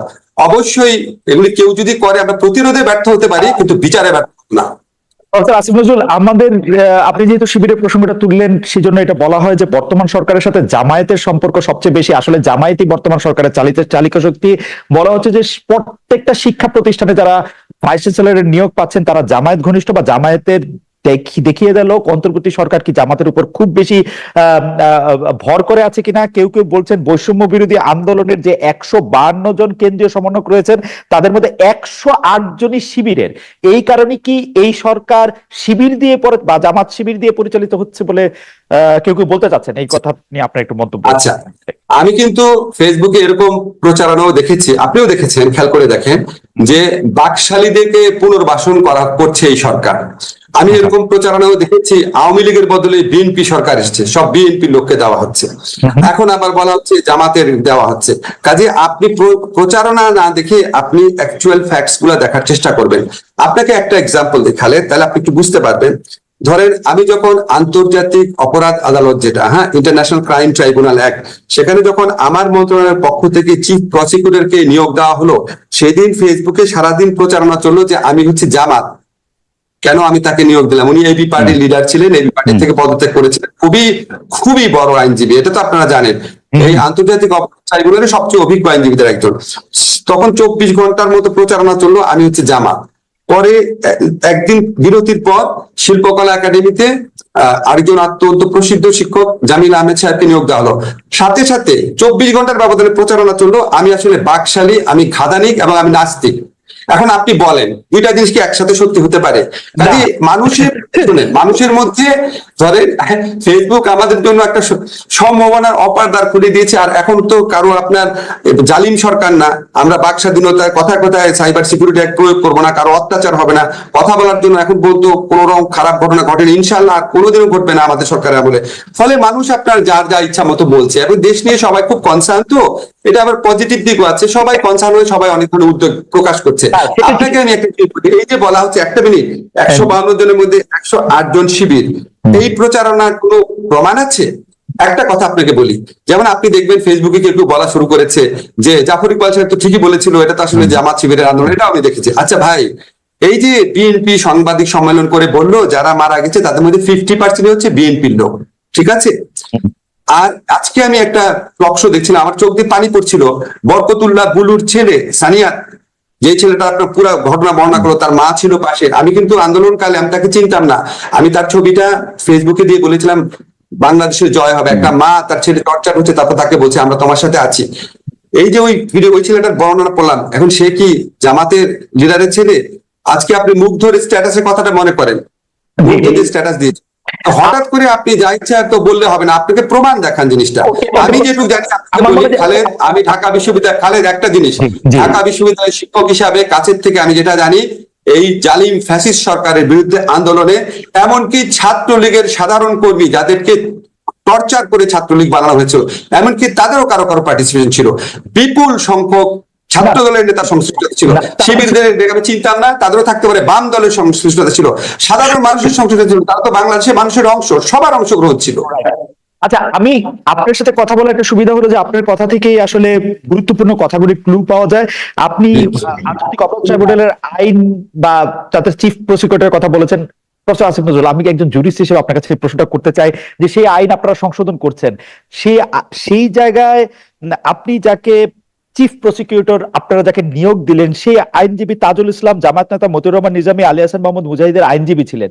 তিনি, তার কিছু পেন্ডিং কেস রয়েছে এই আদালতে, তাকে আবার আপনি দেয়ালের এই পাশে নিয়ে আসলে, এরকম কোন উদাহরণ কি আছে? মানে ওয়াজ ইট এ মাস্ট? মানে তাজুল ইসলাম কি কেন এটা চিফ প্রসিকিউটর করতে হবে? আচ্ছা ঠিক আছে, এখন আপনি আমাকে বলেন, বাংলাদেশে যারা আইনজীবী আছে তাদের একটা বড় অংশ হচ্ছে প্রো আওয়ামী লীগ, এটা তো সত্যি কথা। এখন আপনার কি ধারণা তারা এই আদালতে আইনজীবী হতে রাজি হবে? যে আদালতে আওয়ামী লীগের নেতাদের বিচার হবে, আপনার কি ধারণা তারা রাজি হবে?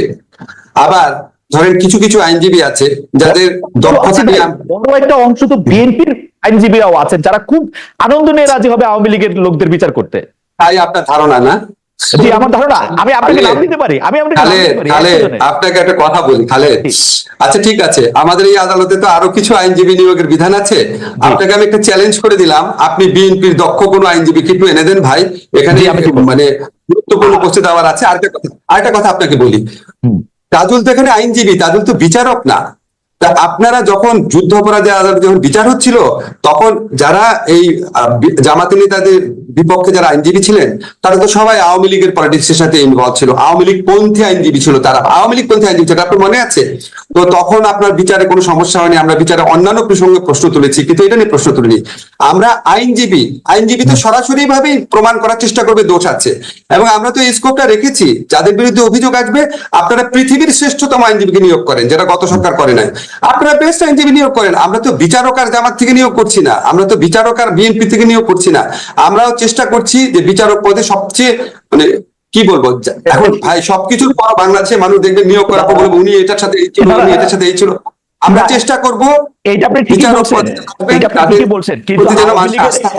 কিন্তু আওয়ামী লীগের যেসব লোকদের নেতাদেরকে সেই আদালতে নেওয়া হয়েছে, আমরা কিন্তু দেখছি সেখানে তাদেরকে গায়ে হাত তোলা হচ্ছে, তাদেরকে আইনজীবী নিয়োগ দিতে দেওয়া হচ্ছে না। সেই বিষয়টিও আপনাকে ব্যথিত করছে, আপনি নিজেও এটি বলছিলেন। তো আপনার সরকার কি আসলে সেটি খুব বেশি মানে আমি কি বলি যে সেটি আসলে খুব বেশি চেক করতে পারবেন?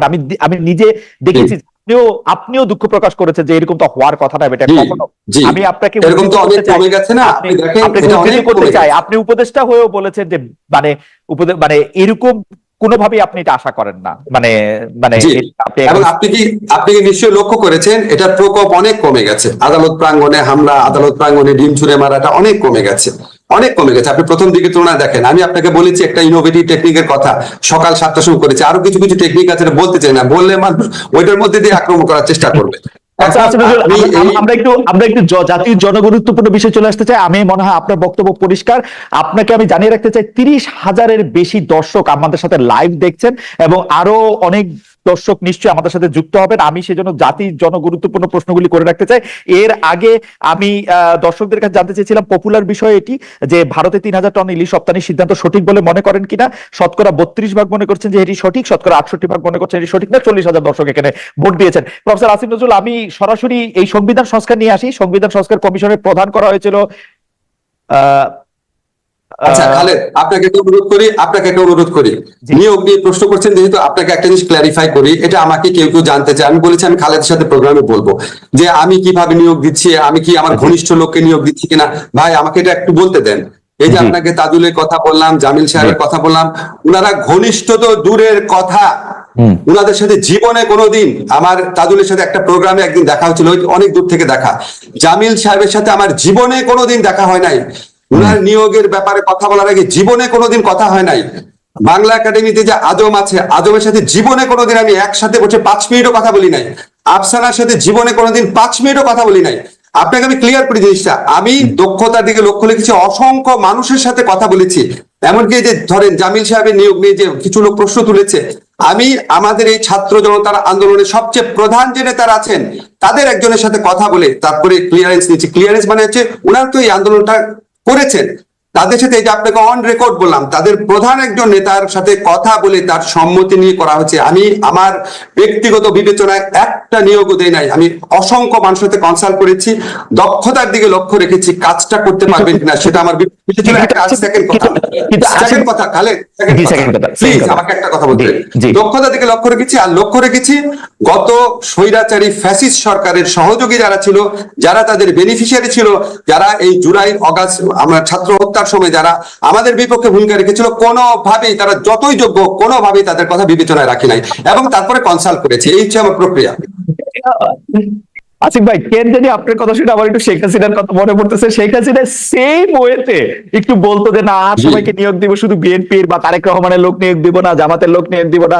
এখন একটা লোক ধরা যাক, আপনি আপনি আপনি জায়েদ খানের বিরুদ্ধে আপনি মামলা করতেছেন। এখন জায়েদ খান এই সরকারের সভাপতি ছিল, তো এটা কিরকম? মানে কি আওয়ামী লীগের সাপোর্ট থাকতে পারবে না? আমি আপনি সাপোর্ট করি না, আমরা ওরা সাপোর্ট করতে পারবে না? আওয়ামী লীগের বিরুদ্ধে কি গণহত্যা হয়েছিল? আওয়ামী লীগের কি লোকজনকে 2 সপ্তাহের মধ্যে 1,000 লোককে মেরে ফেলা হয়েছিল? 4,000 লোককে অন্ধ করা হয়েছিল? 20,000 লোককে গুলি করা হয়েছিল? হেলিকপ্টার দিয়ে গুলি করা হয়েছিল আওয়ামী লীগের লোককে?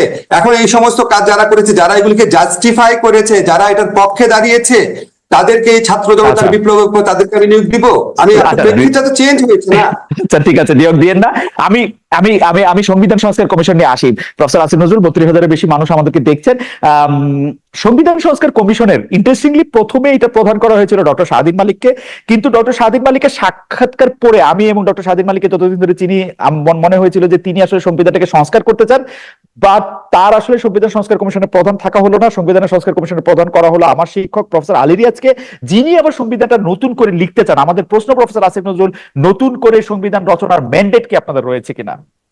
মানে ক্যান ইউ ডু ইট? মানে এটা কথা হচ্ছে আলী রিয়াজ আপনার শিক্ষক, স্বাধীন মালিক হচ্ছে আমার শিক্ষক। আমার মানে কি বলবো, আমার অত্যন্ত শ্রদ্ধেয় মানুষ, ঘনিষ্ঠ মানুষ। আমরা 15 বছর এই সরকারের বিরুদ্ধে যত রকম আন্দোলন করেছি, যত রকম বিবৃতি দিয়েছি, যত রকম সেমিনার করেছি, উনি সমস্ত কিছুতে ইনভলভ থাকতেন, সমস্ত কিছুতে। আমি দৃঢ়তার সাথে বলতে চাই, স্বাধীন ভাই প্রধানত উনি আমাকে যেটা বলেছেন, উনার পেশাগত ব্যস্ততা আছে অনেক, উনার পক্ষে আপনি মানে পেশাগত ব্যস্ততার কথা বলেছেন উনি মূলত। আর একটা কারণে কথা বলেছেন আমি বলতে চাচ্ছি না, উনার সাথে আমার প্রিভিলেজ কমিউনিকেশন। উনি পেশাগত ব্যস্ততার কারণে প্রধানত এই দায়িত্ব পালন করতে চান না, কিন্তু আমরা কমিশনের পক্ষ থেকে যে সমস্ত এক্সপার্টের সাথে কথা বলবো অবশ্যই ওনার সাথে আমরা কনসাল্ট করবো। আলী রিয়াজ সংবিধান পুনর্লিখন বলতে কি পুরা সংবিধান পুনর্লিখন বুঝিয়েছেন নাকি কোনো কোনো আর্টিকেল বুঝিয়েছেন? ওনার সাথে যখন আমার কথা হয়েছে আমার মনে হয় না এই সিদ্ধান্ত উনি নিয়ে ফেলেছেন। এটা একটা সংস্কার কমিশন করা হচ্ছে, সেখানে এই প্রশ্নগুলাও আসবে যে আপনারা কি সংবিধান পুনর্লিখন চান কিনা, নাকি পুরাপুরি লিখন চান। এই সমস্ত প্রশ্নে কোনো সিদ্ধান্ত নেওয়া হয়নি, এটা কমিশনের মাধ্যমে সিদ্ধান্ত নেওয়া হবে। আপনি সংবিধান পরিবর্তনে যে ম্যান্ডেট বলেছেন, আমরা তো ভাই সংবিধান পরিবর্তন করছি না।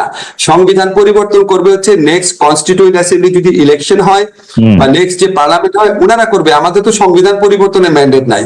আমরা সংবিধান পরিবর্তনের লক্ষ্যে কাজগুলা এগিয়ে নিয়ে যাব। আমাদের একটা সংস্কার কমিশনের প্রস্তাব থাকবে যে এই সংশোধনী দরকার বা এইরকম একটা সংবিধান দরকার। এরপর এটা ব্রড বেস পলিটিক্যাল পার্টির সাথে আলোচনা করা হবে দ্বিতীয় স্তরে। উনারা এটা কিভাবে গ্রহণ করতে চান, উনারা কনসেনসাসের ভিত্তিতে গ্রহণ করতে চান নাকি উনারা আপনার গণভোটের ভিত্তিতে চান নাকি উনারা কনস্টিটিউয়েন্ট অ্যাসেম্বলি ইলেকশন করতে চান, তারপরে আপনার জনগণের মতামতের জন্য এটা রাখা হবে। এগুলি পরে ডিসিশন, কোনো ডিসিশন এখন নেওয়া হয় নাই, জাস্ট সংবিধান সংস্কারের একটা উদ্যোগ নেওয়া হয়েছে। এই উদ্যোগ এই আলোচনার মধ্যে দিয়েই ঠিক হবে এটা কিভাবে করা হবে এবং কতটুকু করা হবে। প্রফেসর আসিফ নজরুল, আমরা রাজনৈতিক মামলা, গায়েবী মামলা প্রত্যাহারের অগ্রগতি নিয়ে সম্প্রতি একটা প্রজ্ঞাপন দেখেছি যে ডিসিএসপি এবং সংশ্লিষ্ট যারা পিপির সমন্বয়ে একটা কমিটি করা হয়েছে। কমিটি কাজ করবে পিপির প্রতিবেদনের ভিত্তিতে। এই প্রক্রিয়াটা আসলে কতটা স্বচ্ছ হলো? সব জেলায় দেখে শুনে সৎ পিপি নিয়োগ দিয়ে আপনাদের পক্ষে সম্ভব হয়েছে কিনা? এই ধরনের মামলা প্রত্যাহারের তদবির এবং লেনদেনের ব্যাপারটি কিভাবে ঠেকাবেন? স্বতন্ত্র ও স্বাধীন প্রসিকিউশন সার্ভিস গঠনের কোনো পরিকল্পনা আপনার আছে কিনা, সেটি হচ্ছে প্রথম প্রশ্ন। কিন্তু আমি একটু পপুলার প্রশ্নটি করে রাখি। সেই পপুলার প্রশ্নটা হচ্ছে আপনারা কি তারেক রহমানের এগেইনস্টে যেসব মামলা হয়েছে সব মামলা প্রত্যাহার করছেন কিনা খুব শীঘ্রই? আমরা কোনো ব্যক্তি স্পেসিফিক মামলা উইথড্র করছি না। আপনি দেখেন, আমরা প্রথম বলেছিলাম আমরা জুলাই অগাস্ট যে হত্যাকাণ্ডের যে মামলাগুলো ফলস মামলা করেছিল বিগত ফ্যাসিস্ট সরকার, সেগুলো উইথড্র করেছি হত্যাকাণ্ডের অভিযোগগুলা ছাড়া। সেকেন্ড ফেজে আমরা সাইবার সিকিউরিটি অ্যাক্ট যেটা আছে আমার মন্ত্রণালয়ের পক্ষ থেকে উদ্যোগ নিচ্ছি। আমরা এখানে স্পিচ অফেন্সের সাথে কম্পিউটার অফেন্সের পার্থক্য করছি। আমরা, আপনি জানেন, প্রত্যেকটা কেস দেখতে হচ্ছে, টাইম লাগছে। স্পিচ অফেন্স বা কথা বলার অপরাধের জন্য যাদের বিরুদ্ধে অভিযোগ এসেছিল তাদের সমস্ত মামলা উজ্জ্ব করা হবে। এখানে তারেক রহমান আছেন নাকি খালেদ আছেন এটা আমরা দেখবো না, আমরা ইস্যু ধরে ধরে করবো। এটা আমার মন্ত্রণালয়ের অ্যাপ্রোচ। আরেকটা কথা বলি, আপনার মনে প্রশ্ন রাখতে পারে তাহলে হঠাৎ করে রোজিনা আর মাহমুদুর রহমান মান্নারটা উজ্জ্ব হলো কেন? প্রশ্ন তুলেছেন এবং খালেদা জিয়া। আচ্ছা, খালেদা জিয়াটা তো আপনার খালেদা জিয়ার মামলা উজ্জ্বল করেছে পরে। প্রথমে আসছে রোজিনা আর মান্না ভাইয়েরটা। রোজিনা আর মান্না ভাই ওনারা দীর্ঘদিন সাফার করছিলেন, ওনারা পাসপোর্ট পাচ্ছিলেন না, বিদেশে যেতে পারছিলেন না। বিশেষ করে মাহমুদুর রহমান মান্না পাসপোর্ট পাচ্ছিলেন না। মাহমুদুর রহমান মান্না এখনো সংকটাপন্ন অবস্থায় হসপিটালে আছেন। ওনার বিরুদ্ধে একটাই মামলা ছিল, ডিজিটাল সিকিউরিটি অ্যাক্টের মামলা, একটা আইনেই মামলা ছিল। ওনারা ব্যক্তিগতভাবে যোগাযোগ করেছেন এবং অনেক সাফারিংস এর মধ্যে দিয়েছেন। মান্না ভাইয়ের চিকিৎসা কাজ বন্ধ ছিল ওখানে। আর রোজিনার মেয়ের চিকিৎসার ব্যাপার, রোজিনার এরকম একটা, এই মুহূর্তে আমার মনে পড়ছে না, একটা কারণ ছিল। ওনারা খুব রিকোয়েস্ট করেছিল, আমরা একটা সিগনেচার স্টেটমেন্ট হিসাবে আমরা মামলা উজ্জ্বল করেছি। আরো অনেক মামলা করেছি, আপনাকে এখানে বলে শেষ করতে পারবো না। যেমন ধরেন আপনি মাহমুদুর রহমানের যে স্ত্রীর যে মামলার ব্যাপারটা ছিল, আমাদের অত্যন্ত শ্রদ্ধেয় সম্পাদক, ওটা আমরা করেছি, ওটা পত্রিকা আসে নাই। এরকম আরো আছে কিছু কিছু যেটার জন্য জনজীবন অতিষ্ঠ হয়ে যাচ্ছে। ধরেন আপনার জীবন অতিষ্ঠ হয়ে যাচ্ছে, আপনি ওই মামলার কারণে বিদেশে চিকিৎসা যেতে পারছেন না, আপনার বাচ্চা পড়তে যেতে পারছেন না, আপনার বাচ্চাকে নিয়ে আপনি চিকিৎসা দিতে পারছেন না, বাইরে যাওয়ার অনেক প্রয়োজন তো থাকে মানুষের। সেই সমস্ত ক্ষেত্রে আমরা অগ্রাধিকার, দুই একটা অনুরোধের ভিত্তিতে অগ্রাধিকার দিয়েছি। এখন খালেদ মানুষ তো ধরেন এই জিনিসগুলো বলে আমরা বোঝানোর চেষ্টা করেছি আমরা সবকিছু করব, সমস্ত ইস্যু ওয়াইজ জিনিসগুলোকে করব। ইস্যু ওয়াইজ করার ক্ষেত্রে আমরা ইস্যুটা একটা একটা করে ভাগ করছি। এই থার্ড ফেজে সাইবার সিকিউরিটি একটা মামলার পর থার্ড ফেজে আমার ইচ্ছা আছে আমাদের মন্ত্রণালয়ের পক্ষ থেকে মামলা উদ্ধারের ব্যাপার, কিন্তু আমাদের আর স্বরাষ্ট্র মন্ত্রণালয়ের পক্ষ থেকে একসাথে কাজ করতে হয়। থার্ড ফেজে আমরা গায়েবী মামলাগুলো উদ্ধার করার চেষ্টা করব, কারণ বাংলাদেশে একটা মামলার দীর্ঘ জট রয়েছে। গায়েবী মামলা উদ্ধার হলে সেটার দিক থেকে লাভবান হবে। এবং আপনি জানেন এই গায়েবী মামলাগুলো এত অবিশ্বাস্য, এত হাস্যকর, এত গাঁজাখুরি ছিল, এটা উদ্ধার না করা তো মহাপাপের মতো একটা ব্যাপার হবে। আমরা আপনাকে একটু বলি, আমরা ফেজ ওয়াইজ যাবো, ব্যক্তি ওয়াইজ যাবো না। ব্যক্তি ওয়াইজ যে দুই একটা ঘটনা দেখেছেন আপনি, এটা এক্সেপশন। বেগম খালেদা জিয়া একটা সেজন্য এক্সেপশন ছিল, তবে তারেক রহমান সাহেবের ক্ষেত্রে কোনো এক্সেপশন করা হচ্ছে না। বেগম খালেদা জিয়ার ক্ষেত্রে মামলা উদ্ধারের ব্যাপারটা আপনি কোনটা বলতে চাচ্ছেন? ওনার যে ক্ষমা করার ব্যাপারটা? জি, ক্ষমা করার ব্যাপারটা। বেগম খালেদা জিয়ার মামলায় যে বিচারটা হয়েছিল, সেই বিচার নিয়ে মিজানুর রহমান খান এবং আমি লিখেছিলাম। আপনাকে একটা জিনিস মনে করাই দিই, বেগম খালেদা জিয়া মামলার শুনানিকালে উনি বিস্মিত হয়ে বলেছিল যে এতিমের টাকা আমি আত্মসাৎ করেছি, এক্সক্লেমেশন চিহ্ন। সেটাকে বিচারক লিখেছেন উনি এতিমের টাকা আত্মসাৎ করাটা নিজের মুখে স্বীকার করেছেন। আপনি চিন্তা করতে পারেন এই ধরনের বিচার হয়েছে ওনার ক্ষেত্রে। আরেকটা বলি আপনাকে, নিম্ন আদালত যে হাইকোর্ট যে সাজা দেয়, নিম্ন আদালত যে সাজা দেয়, সেটা আপনি কখনো শুনেছেন হাইকোর্ট বাড়িয়ে দেয়? হাইকোর্ট বাড়িয়ে দেয়, আপনি শুনেছেন? এমনকি যারা জামাতে যেসব লিডারের শাস্তি হচ্ছে, সেই সমস্ত যুদ্ধ অপরাধীর ক্ষেত্রে দুই একটা ঘটনা ছাড়া বাংলাদেশের ইতিহাসে এই ঘটনা ঘটেছে। উনি শোনেন, পরে আমরা শুনলাম কি যে বিচারক উনাকে জামিন দিয়েছিল দেখে উনার হাইকোর্টে অ্যাপিলেট ডিভিশনে এলিভেশন বন্ধ রেখেছিল। শাস্তি বাড়ানোর পর উনাকে এলিভেট করা হয়েছে। আপনি জানেন গত আমলে কিভাবে বিচার হয়েছে। উনার মতো নির্যাতিত মানুষ বাংলাদেশে কে আছে এই গত 15 বছরে? যারা মারা গেছে ওনাদের কথা বাদ দিয়ে আমি জীবিত যারা পলিটিক্যাল লিডার আছে, আমি তো মনে করি উনার প্রতি, উনি যে এত বছর জেলে ছিল, উনার প্রতি চরম অবিচার করা হয়েছে। আমি সিদ্ধান্ত নিয়ে প্রশ্ন তুলছি না, আমি মানে প্রক্রিয়াটা নিয়ে। আচ্ছা, পরবর্তী প্রসঙ্গে আসি প্রফেসর আসিফ নজরুল। যে আগের আমলে আপনি ঠিকই বলেছেন, আমরা আগের আমলে অদ্ভুত সব গায়েবী মামলা দেখেছি, কিন্তু এই অদ্ভুত মামলা হওয়ার প্রক্রিয়া কিন্তু এখনো বন্ধ করা নাই। আমি একটু কাগজ দেখে বলি, আমার সুবিধা হয়, যে ক্রিকেটার সাকিব আল হাসানের বিরুদ্ধে মার্ডার কেসের মামলা হয়েছে, অভিনেতা জায়েদ খান, যেটি আমি আগে বলেছি, তার বিরুদ্ধে মামলা হয়েছে, বাফুফের সভাপতির বিরুদ্ধে মার্ডার কেস হচ্ছে, আগের সরকারের দুর্নীতিবাজ মন্ত্রী যার বিরুদ্ধে হতে পারত গুছানো সুন্দর একটি দুর্নীতির মামলা বা মানি লন্ডারিং এর মামলা, তা না করে ঢালাও ভাবে নিউ মার্কেটের একজন হকার হত্যা মামলাকে সবাই গ্রেফতার দেখানো হচ্ছে, এবং আদালতও সেই সব মামলায় কারো জামিন মঞ্জুর করছে না, ঢালাও ভাবে রিমান্ড দিয়ে যাচ্ছে। পার্থক্যটা তাহলে কোথায় হলো প্রফেসর আসিফ নজরুল? আচ্ছা, পার্থক্যটা আপনাকে বলি। ধরেন আপনি, আমার এতগুলো নাম তো মনে থাকবে না, দুইজনের নাম মনে আছে, সাকিব, জায়েদ খান। যখন কেউ মামলা করে, মামলা করাটা মানুষের অধিকার, বুঝছেন? ব্যক্তিগতভাবে একজন মামলা করে দিল, সেই এই মামলাগুলা পুলিশ করে নাই। পুলিশ যদি করে তাহলে আপনি বুঝবেন রাষ্ট্র জড়িত আছে। এই মামলাগুলা ব্যক্তিগতভাবে করা হচ্ছে, 1 নাম্বার। 2 নাম্বার হচ্ছে মামলার কারণে, এই যে আপনি সাকিব বলে জায়েদ খান বলেন, unless you are a directly involve political figure, এই উনাদের ক্ষেত্রে কি কোনো গ্রেফতারের ঘটনা ঘটেছে? গ্রেফতার ঘটনা ঘটে নাই। যখন মামলা কোনো মানুষ করে, আমরা বারবার বোঝানোর চেষ্টা করেছি, যখন আমরা পুলিশকে বলেছি মামলা যখন করছে আপনারা একটু বোঝানোর চেষ্টা করেন না কেন, যে এই মামলাতে আপনারা যাদের বিরুদ্ধে অভিযোগ আনছেন তাদের কি আপনার সত্যি মানে বিশ্বাসযোগ্য কিনা অভিযোগটা। কারণ আমাদের পিআরবি তে কিছু প্রভিশন আছে, হিয়ারসে ধরনের বা গুজব ধরনের মামলা হলে পুলিশ প্রাইমারি কথাগুলো জিজ্ঞেস করতে পারে। পুলিশ কাছ থেকে এবং এমনকি আদালতের কাছ থেকে আমরা যে তথ্য পেয়েছি, যারা মামলা করতে আসে তারা এত বেশি প্রেশার, ওইখানেও এক ধরনের মানে মব প্রেশার থাকে, যে পুলিশের পক্ষে এবং কোনো ক্ষেত্রে আদালতের পক্ষে, যারা বিগত ফ্যাসিস্ট রেজিমের আমলে যাদেরকে নিপীড়ক সংস্থাতে পরিণত করা হয়েছিল, তাদের সেই মরাল কারেজ থাকে না উন্মত্ত জনতাকে কনফ্রন্ট করার জন্য। এগুলি ঘটনা প্রথম দিকে ঘটেছে। আমরা অনেক চেষ্টা করেছি, চেষ্টা করার পর এটা অনেক রিডিউস হয়েছে। আমরা একটা জিনিস সবাইকে বলার চেষ্টা করেছি, দেখেন এফআইআর মানেই গ্রেফতার না। আপনাকে আমি কিছু নাম বলবো না, বাট কিছু কিছু মানুষ যখন আমাদের সাথে যোগাযোগ করে যে এই মামলা তাদের বিরুদ্ধে হওয়ার কথা না, আমরা স্বরাষ্ট্র মন্ত্রণালয় এবং আমরা একসাথে কাজ করি, আমরা আশ্বাস দেওয়ার চেষ্টা করি যে পুলিশ ক্রেডিবল তথ্য না পেলে আপনাদের গ্রেফতার করবে না। গ্রেফতারের খবরগুলো আপনারা পান, কিন্তু গ্রেফতার করা হয় নাই এরকম অসংখ্য ঘটনা আছে। তারপরও আমরা চেষ্টা করছি এই জিনিসগুলো নিয়ে মানুষের যে মনে প্রশ্ন আছে সেগুলিকে আরো বেশি ভালোভাবে অ্যাড্রেস করার চেষ্টা করছি আমরা। প্রফেসর আসিফ নজরুল, আরেকটি বিষয় হচ্ছে যে আপনাদের উপদেষ্টা পরিষদে ছিলেন ব্রিগেডিয়ার জেনারেল সাখাওয়াত হোসেন, তিনি স্বরাষ্ট্র মন্ত্রণালয়ের দায়িত্বে রয়েছিলেন, কিন্তু তার একটি বক্তব্যের উপর ভিত্তি করেই অনেকে বলছেন যে তাকে আসলে সরিয়ে দেওয়া হয়েছে, তাকে আসলে হোম মিনিস্টার তার রাখা হয় নাই, নতুন একজন হোম মিনিস্টার আনা হয়েছে বা হোম অ্যাডভাইজার আনা হয়েছে। এই ব্যাপারটা আপনি আসলে কি বলবেন? মানে একটি কথা, মানে এই ব্যাপারটা কি আসলে ঠিক যে তার কোনো কথার জন্য বা তার কোনো আচরণের জন্য, তার কোনো মন্তব্যের জন্য, মতামতের জন্য, বিশ্বাসের জন্য তাকে আসলে সরিয়ে দেওয়া হয়েছে? ব্রিগেডিয়ার সাখাওয়াত আমাদের অত্যন্ত রেসপেক্টেড একজন মানুষ। ওনার প্রতি এই সরকারের যে আস্থা আছে এটার প্রমাণ আপনি দেখবেন, ওনাকে প্রথমে একটা মিনিস্ট্রি দায়িত্ব দেওয়ার পর আরেকটা অত্যন্ত ইম্পর্টেন্ট মিনিস্ট্রি দায়িত্ব দেওয়া হয়েছে। দায়িত্ব এখানে রিঅর্গানাইজ হতে পারে। আপনি দেখবেন প্রথমে আমাকে একটা মন্ত্রণালয় দেওয়া হয়েছিল, তারপর আমাকে আরেকটা দেওয়া হলো, তারপর আমি আরেকটা দেওয়া হলো, সেটা আমি চাই নাই। এখন আমারটা আমি বলতে পারি আমি এত ওভারবার্ডেন ছিলাম, আমি চাই না, বাট আমাদেরকে দায়িত্ব শেয়ার করতে হচ্ছে। এটা আপনার স্বাভাবিক রিঅর্গানাইজেশন হিসাবে দেখতে পারেন। আর আনলেস এটা ব্রিগেডিয়ার সাখাওয়াতের সাথে প্রধান উপদেষ্টা কি কথা হয়েছে আমি জানি না, বাট আমি উনার সাথে কথা বলে আমার উনাকে একটু ক্ষুব্ধ মনে হয়নি ব্যাপারটা নিয়ে। কাজে এটা আপনার স্বাভাবিক রিঅর্গানাইজেশন হিসেবে দেখতে পারেন।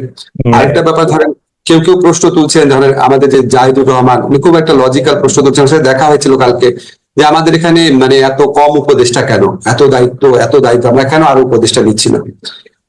এটা আসলে হয়েছে কি, ধরেন গত ওই তত্ত্বাবধায়ক সরকারগুলোর আমল থেকে ট্রেন দাঁড়িয়ে গেছে 10 জন, সেখানে আমাদের আছে 20 জন। কিন্তু আমাদের আবার এটাও বিবেচনা করা দরকার যে অন্য তত্ত্বাবধায়ক সরকারগুলো ছিল একদম অন্যরকম একটা পরিস্থিতি, এরকম বিপ্লব পরবর্তী পরিস্থিতি না। আমাদের বিপ্লব পরবর্তী পরিস্থিতিতে আমাদেরকে অনেক কিছু রিঅর্গানাইজ করতে হচ্ছে, 15 বছরের জঞ্জাল সাফ করতে হচ্ছে, মানুষের সংস্কারের আকাঙ্ক্ষাকে মানে প্রতিনিধিত্ব করতে হচ্ছে। হয়তো হয়তো আমাদের উপস্থিতের সংখ্যা বাড়ানোর প্রয়োজন আছে হয়তো। আচ্ছা, এই প্রশ্নে আমি একটু অন্যভাবে করি।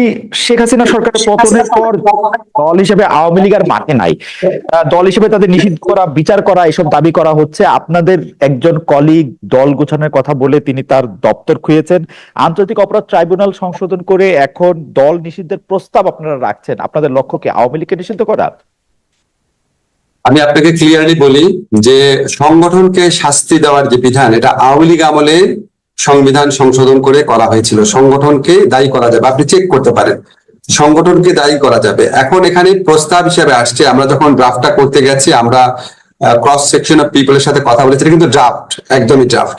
আমরা এই যেহেতু কারো অনেকের থেকে দাবিটা আসছে, তখন আমরা এটা আলোচনা টেবিলে তুলেছি। এখানে আপনার কেউ কেউ বলেছে যে আলোচনা আপনি হয়তো পুরোপুরি রিপোর্ট হয় নাই, কেউ কেউ এটার বিরোধিতা করেছে, অনেকে এটা সমর্থন জানিয়েছে। কেউ কেউ বলেছে 10 বছর না, চিরতরে নিষিদ্ধ করা উচিত। কেউ কেউ বলেছে না, নিষিদ্ধ করা উচিত না, শুধু নিবন্ধন বাদ করা উচিত। আমরা একদম প্রাইমারি স্টেজে আছি, কাউকে টার্গেট করে আমরা কিছু করছি না। তবে আমরা বিশ্বাস করি যারা আপনার গণহত্যা করেছে, যারা মানবতা বিরোধী অপরাধ করেছে, সেই সংগঠনের কিছুটা আপনার দায় মোচনের ব্যাপার আছে। সেটা কি ফর্মে হবে সেটা অনেক আলাপ আলোচনার বিষয় আছে। প্রফেসর আসিফ নজরুল, আপনাকে একটু বলে রাখি, আমাদের প্রযোজকদের একটু বলি যে we need 10 more minutes because we started a bit late. So Asif ভাই, আপনি যদি আমাদেরকে 10 মিনিট একটু বেশি সময় দিতেন, এবং যে producers we have, please extend us for 10 minutes more because there are more questions that we need to ask the advisor. So Asif ভাই, আমরা আপনাকে একটু নাম ধরেই বলি। আপনার দীর্ঘদিনের যে মানে একসাথে কাজ করেছেন আপনারা, জনাব শাহরিয়ার কবির, তার বিরুদ্ধে যে হত্যা মামলা হয়েছে সেই ব্যাপারটিকে আপনি আসলে কিভাবে দেখেন? কেউ কেউ প্রশ্ন করছেন 71-এর ঘাতক দালাল নির্মূল কমিটির সামনের সারির সংগঠক বলেই কি তিনি সেই জালে পড়লেন, যেটাতে আসলে আপনি নিজেও ছিলেন? তার বিরুদ্ধে হত্যা মামলা হয়েছে, আপনি জানেন। ওনার বিরুদ্ধে তো হত্যা মামলা আপনার 71-এর ঘাতক দালাল নির্মূল কমিটিতে থাকার কারণে হয়েছে, এটা কি বাদী লিখেছেন? লিখেন নাই। শোনেন, আপনাকে আমি ব্যক্তি বিশেষের কথা বলবো না, তাহলে অন্যদের প্রতি ইনজাস্টিস করা হবে। এখানে অনেক মানে এখানে কিছু কিছু মামলা হয়েছে, এটা আমাদেরকে ব্যথিত করেছে, আমাদেরকে বিব্রতকর অবস্থায় ফেলেছে। এবং আপনাকে আমি নিশ্চিত করতে পারি এই সমস্ত মামলার পিছনে রাষ্ট্রের, সরকারের কারো কোন রকম, রাষ্ট্রটা আমি জানি না, রাষ্ট্র অনেক বড় ব্যাপার, আমাদের অন্তর্বর্তীকালীন সরকারের কারো কোন রকম মিনিমামতম সংশ্লিষ্টতা ছিল না, মিনিমামতম প্রণোদনা ছিল না, মিনিমামতম ডিরেকশন ছিল না। ব্যক্তিগতভাবে এই জিনিসগুলো করা হয়েছে। আমি ব্যক্তি স্পেসিফিক না ভাবে আপনাকে বলি, আমরা যখন দেখি একজন বৃদ্ধ মানুষকে, একজন বয়স্ক মানুষকে, বা একজন আপনার হুইল চেয়ার ব্যবহার করছে এরকম মানুষকে, বা একজন আপনার কম্পারেটিভলি অনেক পরিচ্ছন্ন ইমেজের মানুষকে, ধরেন আমি প্রফেসর মান্নানের কথা বলতে চাচ্ছি, ওনাদের বিরুদ্ধে যখন এরকম মামলা হয়, এটা তো কারো এনজয় করার কথা না, এটা তো কারো ভালো কথা না। কিন্তু আপনি বিচারিক প্রক্রিয়ার মধ্যে দিয়ে যতটুকু পারা যায় সেখানে আপনি ওনাদেরকে রিলিফ দেওয়ার চেষ্টা করবেন। এখন আমাদের সমাজে এরকম কোনো ধারণা আছে যে একটা মানুষ যদি খুব মানে ফেমাস হয়, বা একটা মানুষ যদি খুব জনপ্রিয় হয়, হয়তো উনি কোনো অপরাধ করতে পারেন না। কিন্তু ধরেন আমি আপনাকে, সরি আমি নূর ভাইয়ের কথা বলছি, ধরেন আসাদুজ্জামান নূর ভাইয়ের গ্রেফতার নিয়ে অনেক প্রশ্ন উঠেছে। উনাকে ঢাকার হত্যা মামলা নিয়ে যদি গ্রেফতার করা হয়, এটা কিন্তু প্রশ্ন ওঠারই কথা। তো আমরা পরে ইনভেস্টিগেট করে দেখলাম ওনার বিরুদ্ধে নীলফামারীতেও মামলা হয়েছে। এখন খালেদ, আপনি আমাকে বলেন, নীলফামারীতে তো উনার এলাকাতে তো কিছু মৃত্যুর ঘটনা ঘটেছিল, ওনার গাড়ি ঘরে হামলার পর কিছু এক্সট্রা জুডিশিয়াল কিলিং হয়েছিল, এটাতে ওনার জিরো ইনভলভমেন্ট থাকতে পারে। কিন্তু ওইটার কারণে যদি স্থানীয়ভাবে কেউ মামলা করে, আমি কি তারে বলবো যে নূর ভাই অত্যন্ত ফেমাস অভিনেতা, খবরদার ওনার বিরুদ্ধে মামলা করবা না? আমার কি অধিকার আছে?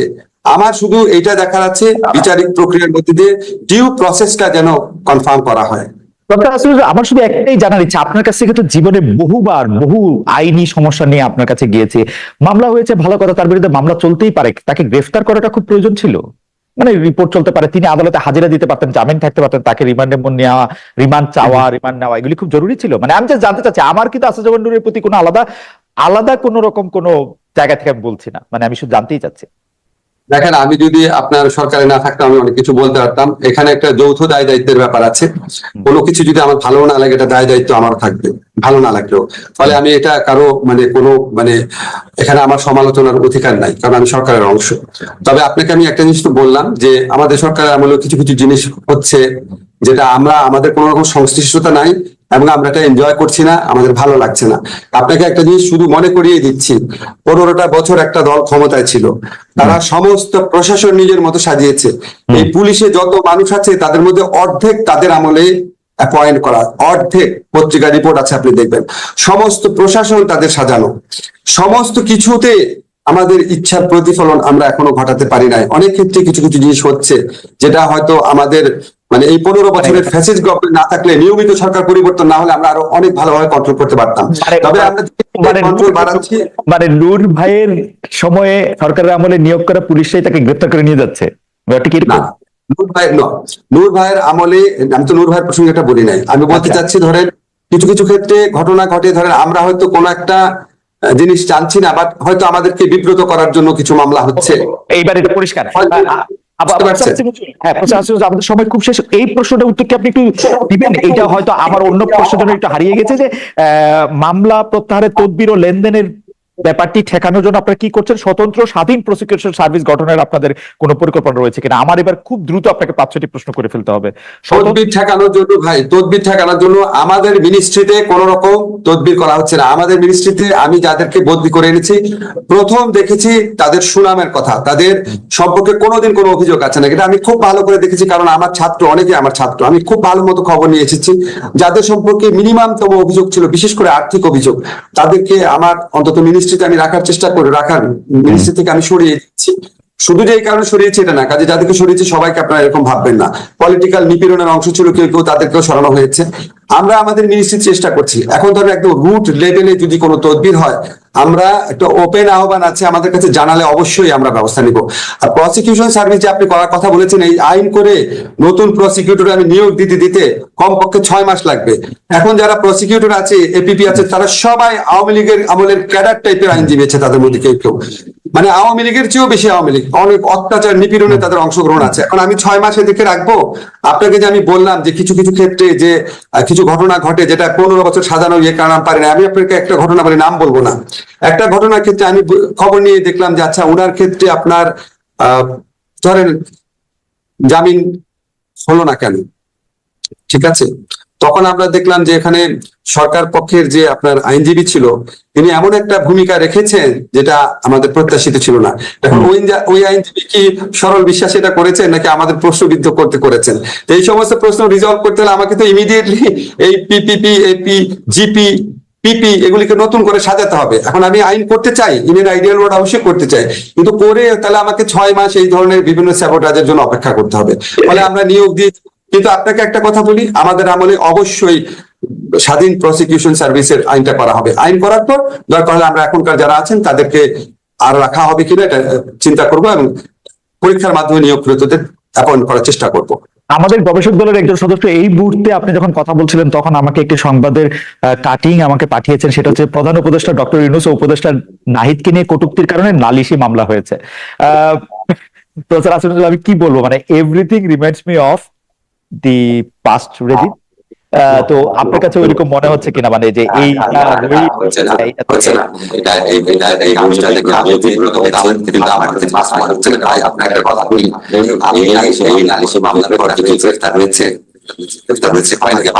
মামলা হওয়া মাত্র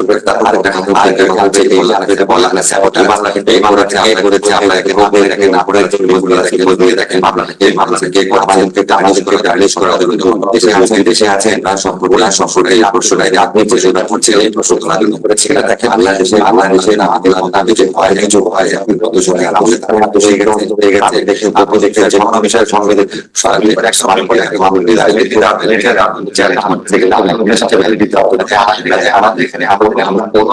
এই সমস্ত সাপোর্ট করি না, আমরা দেখার চেষ্টা করবো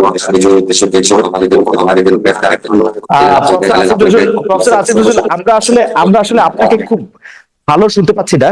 সেটা হতে পারে যে কোনো ধরনের আবারও একটা বৈদ্যুতিক সংযোগে কোনো একটা পরিবর্তন হলো কিনা সেটা আমি বুঝতে পারতেছি না। এখন কি আমি জানি না এখন আপনার বক্তব্য পরিষ্কার কিনা, কারণ আমি এটি পারছি যে আপনি এটি বলেছেন, অতটুকু পর্যন্ত আমি শুনেছি যে আপনি এটি সমর্থন করছেন না, কিন্তু বাকিগুলি আর আমি বুঝতে পারিনি। আমার দর্শকরাও মনে হয় না বুঝতে পেরেছে, এটি হয়তো কোনো কারণে। এখন কি একটু কথা বলবেন? আমি একটি ইকো সহ এখন শুনতে পাচ্ছি, সেটি ঠিক আছে। আমাদের দর্শক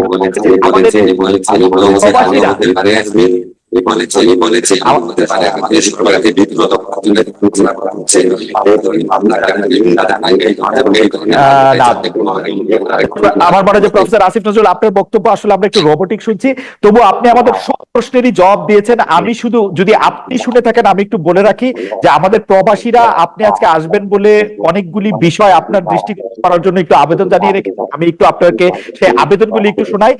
আর আরেকটা জিনিস হচ্ছে যে 43তম বিসিএস এ আমাদের যেসব ভাই বন্ধু ছেলে, তারা বলছে যে তাদের চাকরির নোটিফিকেশন, গেজেট নোটিফিকেশন হচ্ছে না 9 মাস বা 10 মাস।